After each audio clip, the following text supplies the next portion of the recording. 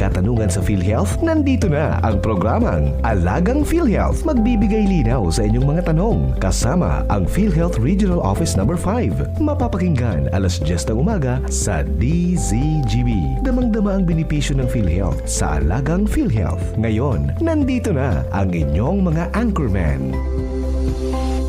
Yes! Andyan ba si Naron o andito? Andito ba si Naron? Wala si Naron. Andito si Naron. Good morning, Miss Beautiful from PhilHealth. Good morning. Yes, good morning Sir Pio and good morning po sa lahat ng listeners natin dito sa Alagang PhilHealth sa DZGB. Tutok po kayo dito sa amin every Thursday para malaman ang mga dapat niyong malaman tungkol sa inyong membership at benefits sa PhilHealth. Yan. Uy, marami tayong mga kababayan sa ibang bansa, di ba? Mga OFW. May con sila parang sa Universal Healthcare. Sabay sila yung mga migrant workers sa category, yung sa PhilHealth category ng migrant workers. Sabay ba sila? And ano yung mga benepisyo nila? Opo. So sabi nga po natin sa Universal Healthcare Law, lahat ng Pilipino ay covered po. Kahit man nasa ibang bansa itong mga Pilipinong ito, covered pa rin po sila ng Universal Healthcare natin. So yung mga tinatawag natin na mga migrant workers, ito po yung mga OFWs natin. Sa UHC Law po kasi, naging dalawa na lang yung main categories natin for membership. Meron tayong mga direct contributors at indirect contributors. Kung matatandaan niyo po sa mga previous discussions or programa natin, pag sinabing indirect contributors, sila yung mga walang kakayanang magbayad, kaya sinasubsidize ng government ang kanilang premium contribution. Yung direct contributors naman ay yung mga may kakayanang magbayad, tulad na lamang ni Sir Pio na milyonaryo. Ayan ka na naman, ayan ka na naman. But also, under our direct contributors, pasok din po dito yung ating mga migrant workers. Yan. So, ang OFWs po natin, ang tawag natin sa kanila ay ang mga Filipino migrant workers na may Filipino citizenship pero nakatira po sa ibang bansa para pagtrabaho. Ang pag-alis po ng membro ng family, kadalasan the head of the family para magtrabaho sa ibang bansa, usually ginagawa yun ng tatay or nanay, even mga kapatid, mga anak po, no? Upang mabigyan ng magandang kinabukasan ng kanilang mga pamilya. Ito ay ginagawa nila upang makasapat ang gastusin ng pamilya, una para sa pagkain, bayad sa eskwela, inaasahang pagkasakit at iba pa. So imagine na lang Sir Pio, nasa ibang bansa ka, nagtatrabaho ka para sa pamilya mo sa Pilipinas, para sa pagkain, kalusugan nila, pero yung kalusugan mo, hindi mo napapangalagaan. Wala kang coverage. Pero buti na lang, meron na coverage ang PhilHealth. Ano po? So, ayon sa Philippine Statistics Authority, meron po tayong 1.83 million na OFWs at 96.4% or 1.76 million dito ay may existing work contracts. Yung mga natira pong maliit na percentage na 3.6%, sila po yung mga OFWs na walang working visa or work permits, nandun lang po for tourist, visitor, student, and medical at iba pang non-immigrant visa, pero nagtatrabaho po ng full-time sa ibang bansa. So bali yun po, kung nakikita ni Sir Pio, malaki din po ang population ng ating mga migrant workers. Kaya sinisigurado din naman po ng PhilHealth na merong coverage din sila, na ang kalusugan din po nila ay mapapangalagaan din ng PhilHealth. Ilan na ba ngayon yung mga OFW na naka-register na sa PhilHealth? Ang dami niyan eh. Meron sa Lebanon, meron sa Palestine, meron sa Israel. Actually, tawa tayo pero totoo talaga yan, Sir Pio. So ayon sa PhilHealth database po, merong 3.3 million na OFWs or migrant workers. Meron din na 2.5 million na mga dependent ng mga OFW at migrant workers. So in totality po, ang kabuuang beneficiaries ng mga OFW members natin, so kasama dito yung member na OFW at yung mga beneficiary nila na nasa Pilipinas, ay umaabot ng 5.8 million na Pilipino. So ganun po kalaki ang ating mga migrant worker na population na covered ng PhilHealth. Ano yung dala ng PhilHealth na benefit para sa kanila at yung kanilang mga dependents? Opo. So ulitin ko lang po, ang maganda dito is kung kayo po ay OFW member ng PhilHealth, hindi lang po kayo ang covered, pati rin na rin po yung pamilya ninyo na naiwan sa Pilipinas, yung mga dependents nyo. Ang importante lang po ay i-rehistro niyo sila as your dependent. So kung ano ang mga benefits na entitled si member ng OFW, ganun din po si dependents niya. Ang OFW at ang kanilang dependent ay makakapag-avail ng mga benepisyo ng PhilHealth tulad ng inpatient benefits, outpatient benefits, PhilHealth Consulta, Z-benefit packages, and Sustainable Developmental Goal-related packages. So lahat po yan makukover ng PhilHealth. The past episodes na pag-usapan natin in-depth kung ano-ano ito, pero pahapyawan natin para lang ma-recall ng ating mga listeners. So pag sinabi po kasing inpatient benefit, ito po yung benepisyo na avail ng ating mga members na kailangan pong merong at least 24 hours na confinement sa isang accredited na hospital.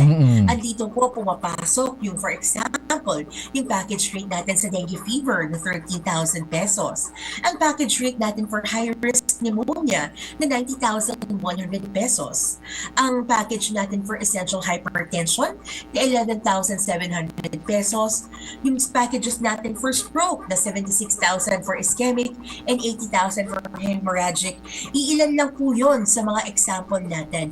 We have more than 9,000 na mga kondisyon at mga procedure na covered ng PhilHealth. Yun. Aside from that po, na mga inpatient na kailangan yung ma-confine, meron din po tayo na outpatient services na hindi kinakailangan ng confinement.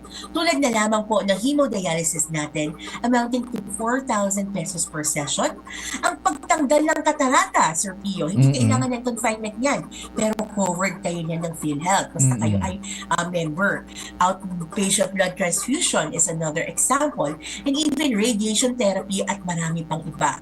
Kung ma-hospital man po ang sino man sa pamilya, pwede rin po sila makapag-avail ng mga iba't ibang benepisyo or procedures tulad na lamang kapag nanganak po, cesarean section, dating 19,000. Ngayon po, ang package natin dyan ay 24,700 na. For example, kailangan tanggalin yung appendectomy kasi yung appendix kasi nag-inflame. Ang appendectomy po natin may package na 31,200 pesos at marami pa po yan na iba. Ang buong lista po nito mahanap sa aming website www.philhealth.gov.ph. Pwede rin sila mag-download ng app, ang ating all-case rate search app ng PhilHealth para itatype nyo lang po yung karamdaman or yung procedure na gagawin sa inyo at makikita nyo kung magkano ang mababawas sa inyong total hospital bill. So aside from the inpatient and outpatient benefits, cover din po ang Z-benefit packages. Ito po yung mga sakit natin para sa mga sakit na malulubha tulad ng kidney transplantation na merong package rate na 600,000 pesos and breast cancer na up to 1.4 million ang coverage natin. Ang lahat po ng PhilHealth members at kanilang dependents ay agaran din pong makagamit ng benepisyo ng PhilHealth kapag sila po ay magkasakit or makonfine sa isang accredited PhilHealth hospital. Kaagad po sila makakapag-avail at ito po ay ibabawas sa total hospital bill na isubmit sa hospital ang PhilHealth claim form bago sila mag-discharge. So, yun po yung tinatawag natin na immediate eligibility, Sir Pio, ano? Dahil sa Universal Healthcare Law, automatic po, kahit may missed payments kayo, pwede po kayo makapag-avail ng benepisyo niyo sa PhilHealth. Kailangan niyo lang mabayaran yung mga missed payments ninyo. Yan. Yung, di ba may konsulta package tayo? Pwede ba yan na ma-avail ng mga OFW yung konsulta package? Ilalim po ng Universal Healthcare Law, yung PhilHealth Consulta po ay pwede pong magpa-register ang ating mga OFW at ang kanilang mga family members na registered as their dependent. Ano po? So, si OFW, syempre po, dahil po nasa ibang bansa siya, malamang hindi niya po magagamit yan kasi po ang mga accredited consulta providers natin ay andito sa Pilipinas. Pero let's say umuwi siya, Sir Pio, pwede siyang magpa-check up din sa accredited consulta facility. So yes, makakagamit po ng consulta package ang ating OFW kapag sila po ay andito sa Pilipinas. Pero kung matagal-tagal po sila wala dito, okay lang po yun kasi yung mga dependents naman nila, yung kanilang mga family members, na nakarehistro bilang their dependents or beneficiaries ay makakapag-avail ng konsulta benefits. Ano po, magpa-register lang sa alinman na accredited consulta provider na preferred nila at makakagamit po sila ng serbisyo na kabilang sa consulta package natin tulad ng consultation, promotive at preventive service medicines, maintenance medicines sa diabetes, hypertension, asthma, laboratory and diagnostic exams at iba pa. Paano yung paraan ng pagbabayad ng benepisyo ng PhilHealth? Paano ba yan? Opo. So, bali, ang pagbayad po ng benefits ng PhilHealth para sa kaalaman po ng lahat is through all case rates or case rates. Ibig sabihin, bawat karamdaman or procedure po ay meron pong nakalaan na package na ibabawas po natin sa total hospital bill. For example, kanina na-mention ko, ang package natin for high-risk pneumonia is 90,100 pesos. So kung kayo po ay na-confine sa isang hospital, ang diagnosis niyo po ay high-risk pneumonia, yan na 90,100 pesos po na package para sa sakit na yon ay ibabawas sa inyong total hospital bill. Ano po? Again, ibabawas na po yan sa total hospital bill. Itong, for example natin na amount na to, covered na po niyan both hospital charges, which covers room and board, supply, medical equipment, at yung mga gamot, and covered na din po dyan yung professional or doctor's fee. At ito po, sabi ko nga, ay automatic itong ibabawas sa inyong total hospital bill. Ang ibig sabihin po ay dapat paglabas nyo ng hospital, na ibawas na ito. Titingnan po natin yung ating statement of account. Ano po? Para ma-ensure natin na nabawas na yung case rate natin para sa sakit na iyon. Ano po? Kasi ang bayad po ng PhilHealth, automatic na po papunta sa hospital. Wala na tayong direct filing kung saan si member ang mag-reimburse sa PhilHealth. Ano po? Kaya dapat ibinawas na siya ng hospital para wala nang hassle yung ating pasyente.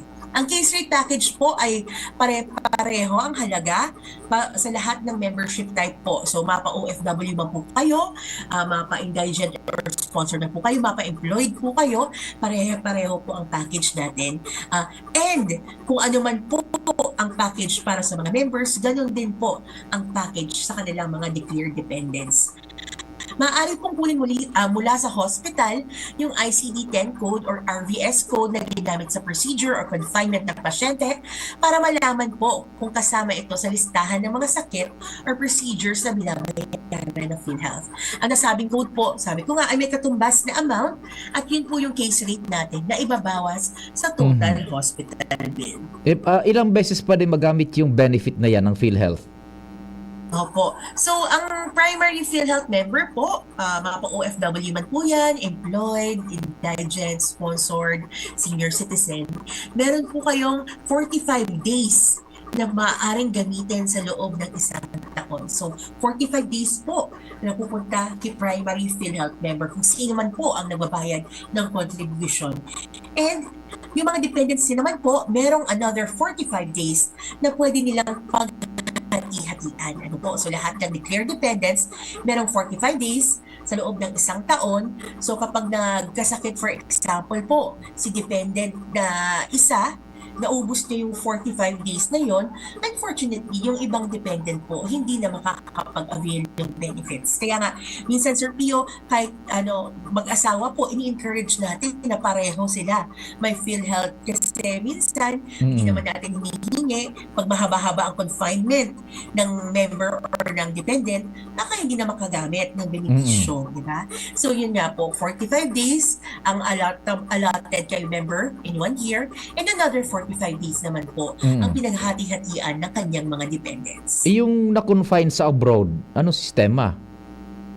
Opo. So, magandang tanong yan, Sir Pio. Kasi napag-usapan natin yung sistema dito sa Pilipinas. Yung kapag na-confine ka, ibabawas mo yung total hospital bill. Ganun po ang gagawin para sa mga dependents ng OFW. At ganun din po kapag si OFW ay na-confine dito sa Pilipinas. Pero sabi ko nga, dahil nga si OFW ay naninirahan sa ibang bansa para magtrabaho, dapat cover din po ng PhilHealth kapag sila ay nagkasakit doon. Ang problema naman, Sir Pio, ang mga hospital sa ibang bansa, hindi accredited ng PhilHealth. So, hindi natin yun magagawa na, sabihin natin na, ano bang magandang hospital? Johns Hopkins Hospital sa US, ibawas mo to sa bill na PhilHealth, diba? Hindi naman pwede kasi hindi po natin sila covered. Oo. Hindi natin sila accredited. Pero, binabayaran po ng PhilHealth ng confinement abroad sakaling magkasakit ang OFW by reimbursing dun sa OFW. Kung sabi ko nga po kanina, ay all case rate ang payment method natin sa PhilHealth. Kung saan si PhilHealth nagbabayad directly sa hospital, kaya binabawas na lang sa total hospital bill ng member. Pero may exception to the rule tayo dyan, Sir Pio. Ang exception po ng direct filing na pinapayagan ng PhilHealth, ibig sabihin, ang pwede lang magdiretso na filing ng claim, benefit claim sa PhilHealth ay ang ating mga OFW na confined abroad. So, ano ba ang kailangan gawin ng isang OFW na na-confined abroad para makapag-reimburse siya ng PhilHealth? Ang pwede pong ma-reimburse ng OFW is kung magkano rin po yung package ng PhilHealth. So, kung si OFW, for example, na-confined sa United States for high-risk pneumonia, kahit naman po ang nagastos niya doon ay let's say $1,000, dahil ang case rate natin dito for high-risk pneumonia is 90,100, yun din po ang i-reimburse natin kay member.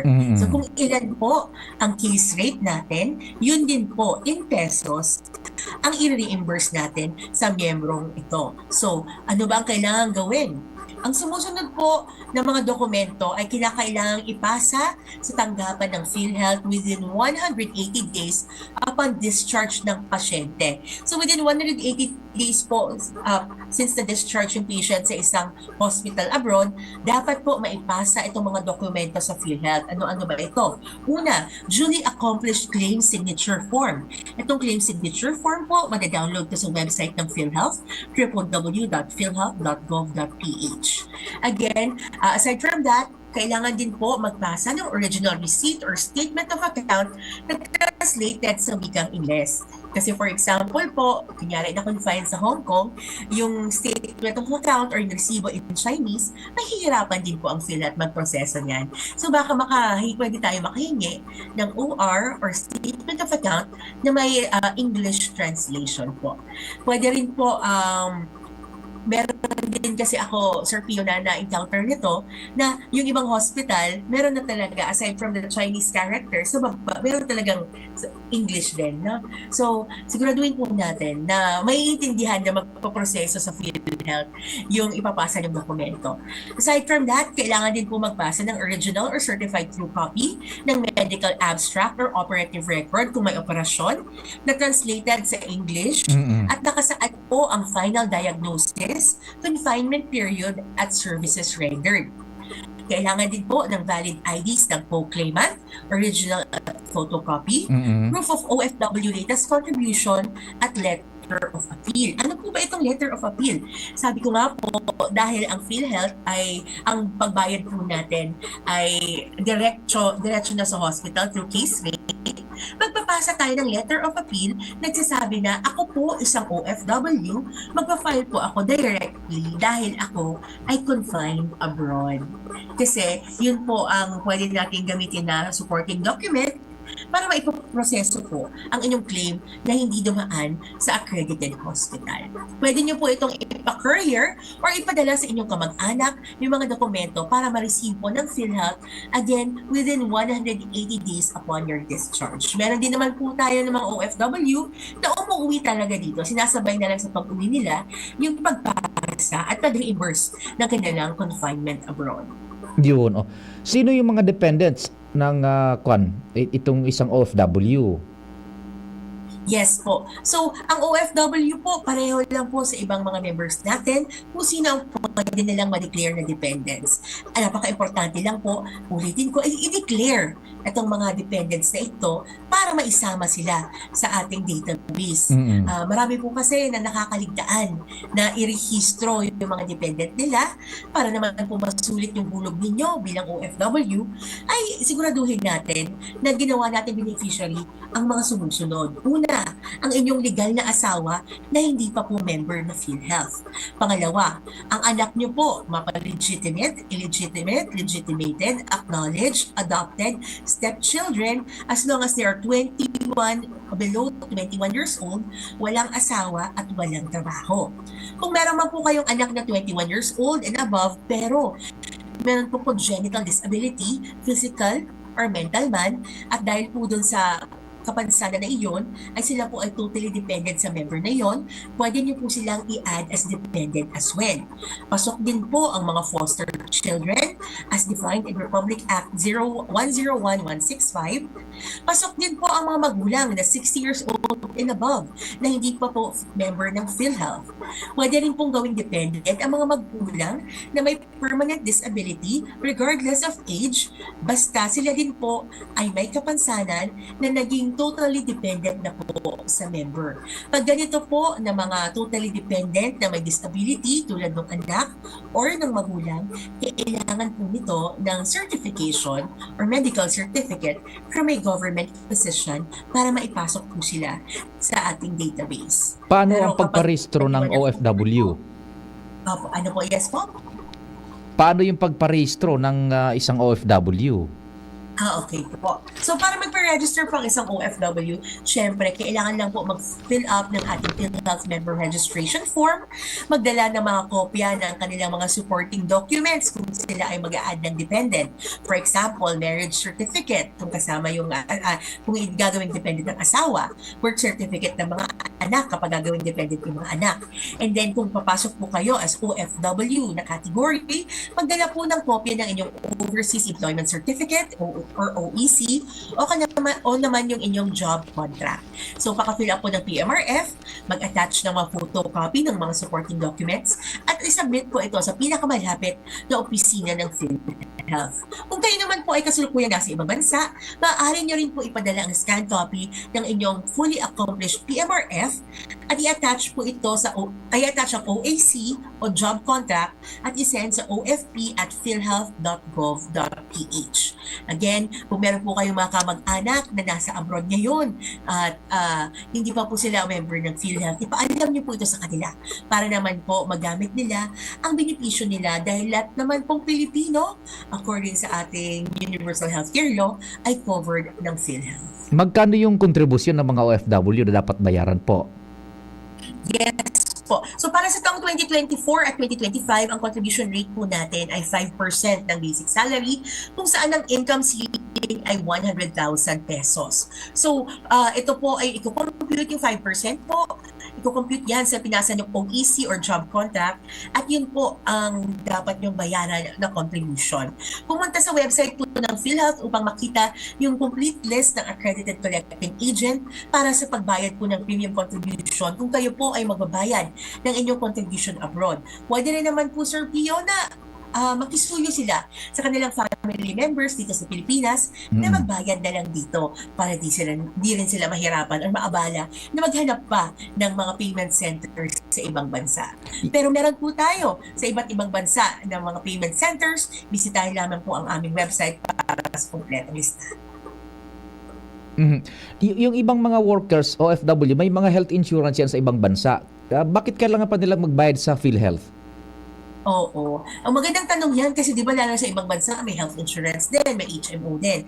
Sa pag-alis po kasi ng OFW, ang naiwang pamilya dito po sa Pilipinas ay siyang maaaring makagamit ng PhilHealth benefit sa panahon na di inaasahang pagkakasakit. Siyempre kapag nasa ibang bansa ka, sa HMO nila doon ng ibang bansa, baka ikaw lang din as an OFW member ang makakapag-avail nito. Pero dito po sa PhilHealth, kahit nasa ibang bansa ka, yung naiwan mong pamilya sa Pilipinas covered. Ano po? Kaya iba sa mga private health insurances, tanging PhilHealth lamang po ang may kakayahan mag-cover ng OFW na primary member, ang kanyang legal na asawa, ang kanilang mga anak na single at wala pang 21 years old bilang dependents na walang karagdagang halaga sa premium. Ibig sabihin ang binabayaran mo para sa isang tao lang pero covered mo lahat ng dependents mo kahit sila man ang naiwan sa Pilipinas. Yeah. Maganda pa rin po, kahit meron kayong health insurance sa ibang bansa, na meron pa rin kayong PhilHealth para mapangalagaan din po ang inyong pamilyang naiwan dito sa Pilipinas. What time is it, Miss Beautiful? What time is it? Time check, it is now 10:29. Talaga ang boses mo pang remate. O di sige, imbitahan mo yung mga listeners natin kung may mga activity at iba pang informasyon. Go ahead po, Ma'am Gigi. Opo. Wala pa naman po kaming activity ngayong week, pero next week may asahan po kayo. Babalitaan namin kayo dito sa DZGB ng mga updates ng ating mga upcoming activities. Pero for now, papalalahanin ko lang po sa ating mga listeners na patuloy po ang panawagan natin na sana po siguraduhin nating updated ang ating kontribusyon, maging ang ating records para tuloy-tuloy po ang magamit natin ang ating mga benepisyo at para mas marami pa tayong matulungan. Tandaan po, walang bayad ang pagkuha ng PhilHealth ID at member data record. Ulitin ko po, walang bayad ang pagkuha ng ID at MDR. Mag-ingat tayo sa kumakalat na online fixers na nag-aalok ng serbisyo ng PhilHealth. Bukas po ang aming opisina, Lunes hanggang Biyernes, alas 8 ng umaga hanggang alas 5 ng hapon para bigyan kayo ng tamang serbisyo. Ano po? Kung meron po kayo makatanungan, ipadala lamang po sa aming Facebook page, PhilHealth Regional Office 5 Bicol Region, or tumawag sa 24/7 PhilHealth Action Center 8441-7442. Maraming salamat po. Makakaasa kayo ng PhilHealth ay kaagapay ninyo sa pangangailangang medical. Diyos mabalos po. Thank you so much, Ma'am Gigi. Until next time, salamat ka sa iyong pag-antabay. Mahal na Diyos ang magbantay. Inyong napakinggan ang Alagang PhilHealth. Makinig muli sa susunod na Huwebes, alas 10 ng umaga, dito sa DZGB. Alagang PhilHealth. Hatid sa inyo ng PhilHealth Regional Office Number 5. Maraming salamat po sa inyong pagsubaybay. Gobernador na, abogado pa, yan si Gobernador Grex Lagman, dakol na programa.